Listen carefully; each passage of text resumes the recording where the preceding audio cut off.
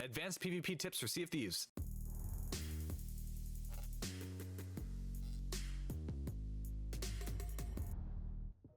So to start off, this guide is much more of an advanced guide than others and assumes you have a basic understanding of how the combat system works in this game. And in this video, I will be hitting on a variety of topics ranging from sensitivity to quick swapping and everything in between, which will ultimately teach you how to get better at the game. Firstly, let's start out with the simplest tip, game sensitivity. Sensitivity is extremely important, especially when it comes to gunplay. I see so many clips where someone's sense is too high and their aim is too shaky to hit anything. Don't worry though, it's okay. I did the same thing too. So personally, I play on 800 DPI on 1.7 cents with maxed out ADS sense. No matter what your look sensitivity is, you will almost always want to have your ADS sensitivity maxed out. This typically makes quick scoping and just shooting in general much easier, as it keeps your ADS sense very close to your actual look sense. Obviously, your sensitivity also depends on your mouse space available. I personally have about a 3 by 2 foot space for my mouse, but I do know that some people may only have just about 3 to 2 inches. Ultimately, my best advice for finding your sense in Sea of Thieves is just experiment and find the lowest sense you're comfortable on playing on. The lower the better. I'd say you should at least be able to turn 180 degrees without having to pick your mouse up and then turn it again. That's the very least though. You should try to get a little bit more than that though. Also, I should add, there's no actual way to check the DPI of your mouse when you're on Xbox. You will need to plug your mouse into a computer and check your mouse's software to configure it there. Some mice have onboard memory and will allow you to customize your DPI on your computer and transfer it back to your Xbox and still have that DPI saved.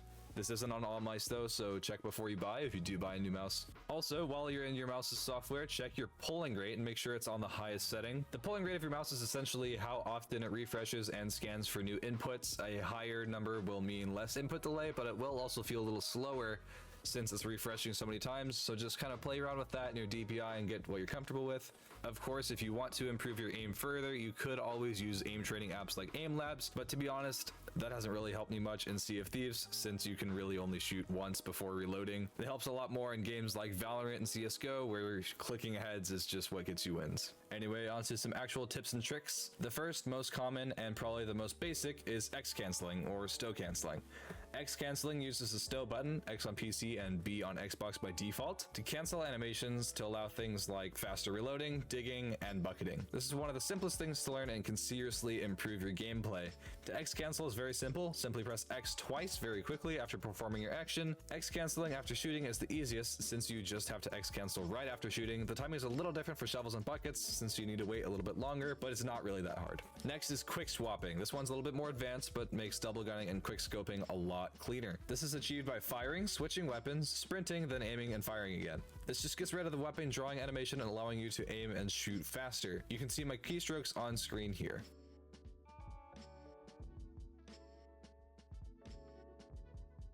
Quick swapping isn't only for double gunning though. If you're in a sword fight and you want to get a quick shot off to finish your enemy, you can quick swap to your gun. Some things to note though, if you are double gunning, you won't be able to shoot your second shot as soon as you scope in. After adding the sprint cancel, you could still double gun almost as quickly before the Summit 1G patch. So they added a timer that just won't let you shoot your gun for a specified amount of time, about a second or two, after you shoot your first shot as seen in this clip. This clip is from an older video from about a year or two ago, so you can't actually quick swap this fast. Just to clarify.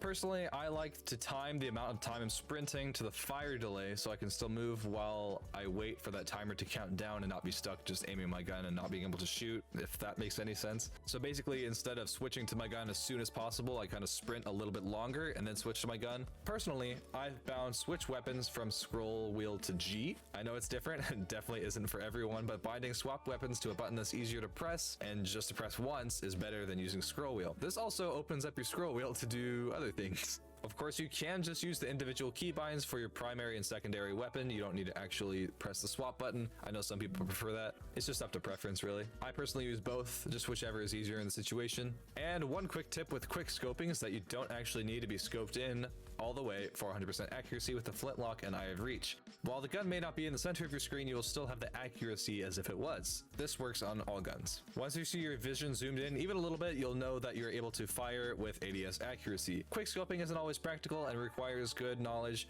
of where the center of your screen is, since there is no crosshair, but it seriously can save you in a pinch. Okay, those are the most elaborate tips out of the way. Here's some simpler, shorter ones now. When boarding an enemy ship, you can silent board the majority of the time by either RP walking while swimming by using control on PC by default. Also, blocking your sword or sometimes ADSing will also sometimes make your board silent. While we're talking about boarding, it's extremely important that you know the layout of the 3 ships and possible jukes you can do on them. For example, on the sloop, jumping on the railings is extremely useful to dodge sword spam. You can also jump up to the wheel by jumping up on the ledge to the left of the cannonball barrels, but this doesn't work all the time and can be difficult, especially when the ship is moving. Unfortunately, there's not really many jukes you can do on a break just because it's so flat other than just simple direction changes. Also, on a sloop, you can actually grab the ladder from the inside by standing on the ammo box, looking out toward the ladder and pressing your primary interact button or your ladder grab button or whatever. This has been made a little harder because of the option to open and close the flaps on the sloop, but it is still possible. You can do this by standing on the ammo crate and looking up toward the ladder, as you can see in this clip here. It is possible to do this on the left side as well, but it is slightly more difficult. Of course, you can always just transcend and become magical and board ships like this, but I'm not going to tell you how to do that because I don't want that to get patched.